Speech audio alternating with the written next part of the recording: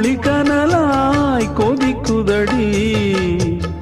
எண்ணம் நிலை இல்லாமல் தவிக்குதடி உந்தன் செல்ல மொழியினிலே உள்ளம் கொள்ளையடிப்பதும் ஏன் துள்ளி துள்ளி வரும் நடையில் மனம் மெல்ல துடிப்பதும் ஏன் உன்னை காண வேண்டும் கூட வேண்டும் வாராயோ வாராயோ கண்ணம்மா காதல் என்னும் கவிதை சொல்லடி